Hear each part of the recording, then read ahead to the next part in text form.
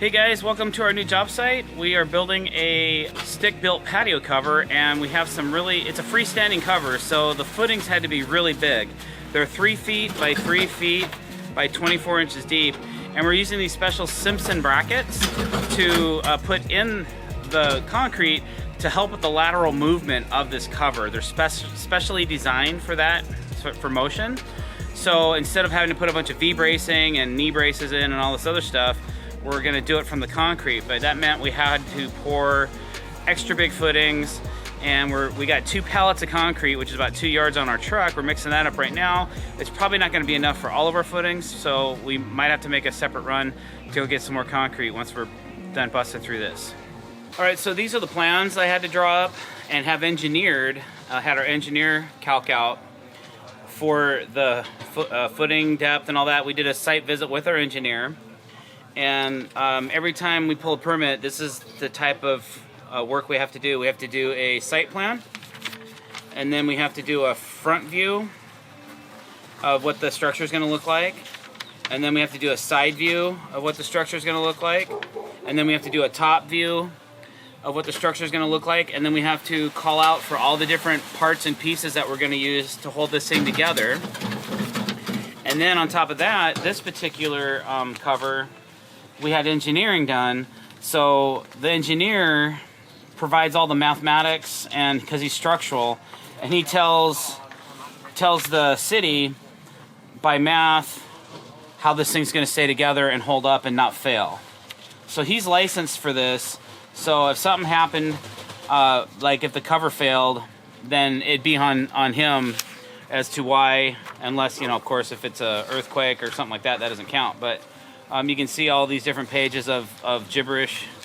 It's not gibberish, but all this stuff that proves the theory of how we're building this is going to be substantial enough upon page, upon page, upon page. Here's struct calc. So he's calculating the beams to tell the city, okay, this will work. This span is good. We can make that work. We're using laminated beams on this structure. And what else? And then one kind of cool part is this thing right here. So this is a new Simpson bracket that is wet set, and it's meant for larger structures to keep the movement out of the structure. So it's called an MPBZ, and these are 6x6 ones. They work for a 6x6 post. So they're ZMAX coated. I sprayed them black because I just wanted a better look than a standard black or a standard ZMAX. So the product goes partially into the concrete and sticks partially out of the concrete. So that's what we're using today. The rest of the brackets we'll explain as we get on. And that's about the permit. And then this right here, this is the signature page. So we had our inspector come and verify our holes were deep enough, big enough, and that we had our rebar ready to go. So he signed off here. So then all we have to do now is go for a final inspection. So once this thing's done and it's built, then he'll finish inspecting the cover. Okay, so these footings, like I said before, are massive. They're 3 feet by 3 feet by 2 feet deep. A little bit overkill in my opinion, but the math is the math, so we have to abide by it. Because the posts are going to be about 16 feet away from the house, we had to dig underneath the slab and clear it out so that we have equal loading on the post. So that's what we did here. Was we kind of pulled things back a little bit, and we're going to pour underneath the slab and then vibrate it all, and then it'll fill back in, and then we'll be able to set our bracket really close to the concrete that's existing, except we'll have a couple inches so that we keep some strength to our post base.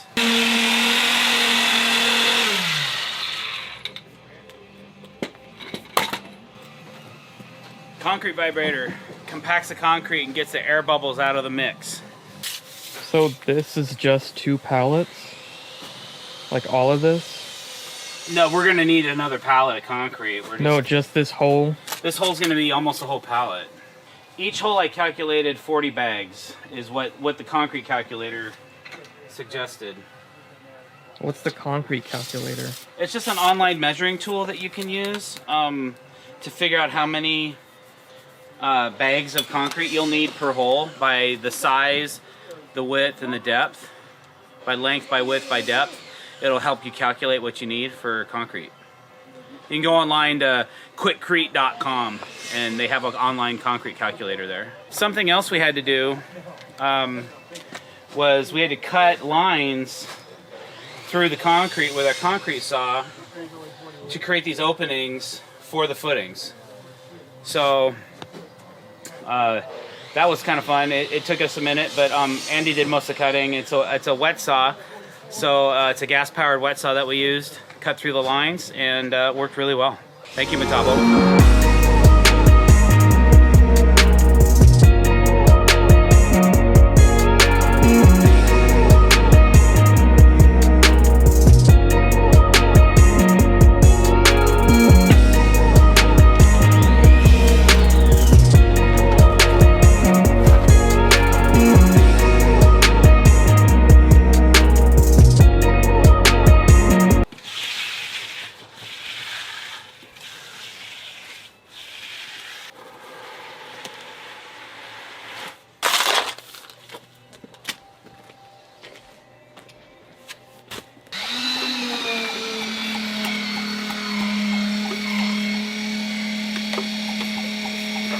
What was that you just sprayed on the concrete?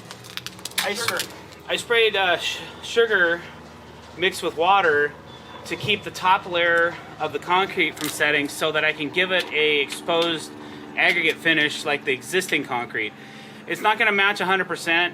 I'm not the world's best concrete finisher, but it'll look nicer than if we just left it smooth. Where'd you learn that sugar thing? Because I've never seen you do that before.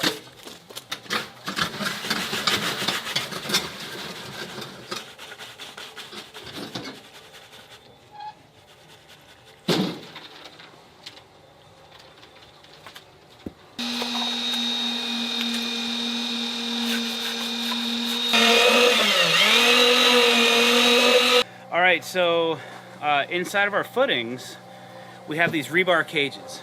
And the rebar goes in because it strengthens the concrete by 4 times. So by just putting in that slight amount of rebar, it makes this footing so much more strong than it would if we didn't have any rebar in it at all. That's why you see a lot of freeway overpasses and that kind of stuff done with a lot of rebar. We don't have anything coming up into our footings or anything like that. The engineer just called for a number 4 rebar, 5 each way. So we just split the difference, put them in, tied it up, and then we put it in about 3 or 4 inches up from the bottom of our footing, and we're good to go. Little dry. Yeah, it'll get nice just and a wet. little bit.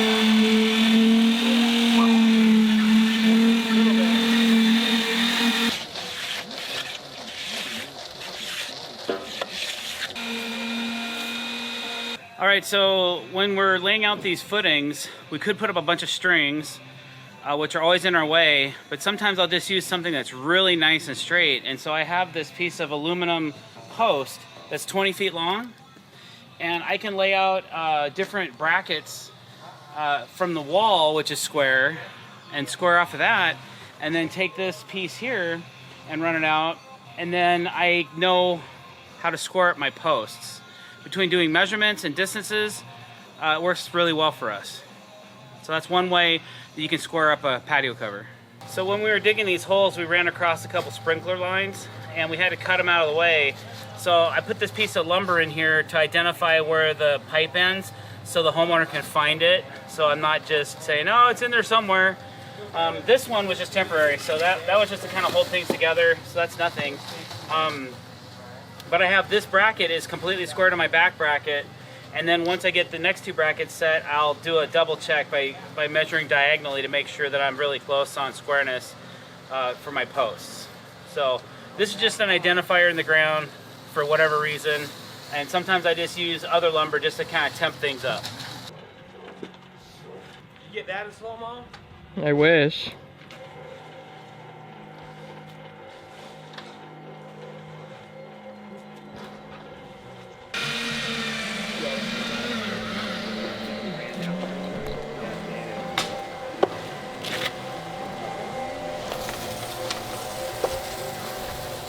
said, "What's up, YouTube?" How's your concrete pouring going? Good, dirty, successful. I think I guessed somewhere in the ballpark of like, what, 160, 170 for the amount of bags we'll use. 60-pound concrete bags.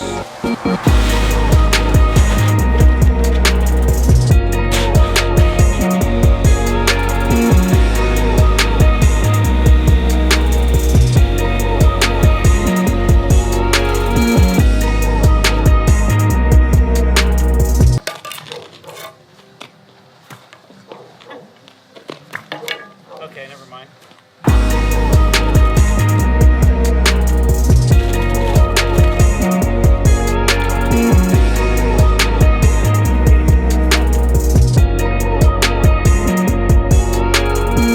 What the hell? I can't work under these conditions. All right, guys, thanks for watching. I really appreciate it. If you like what you saw, please click the subscribe button and support our page. If you want to be notified of future releases and when we're coming out with new content, also tick the bell icon. Thank you very much. Happy Friday. Peace out. We gone.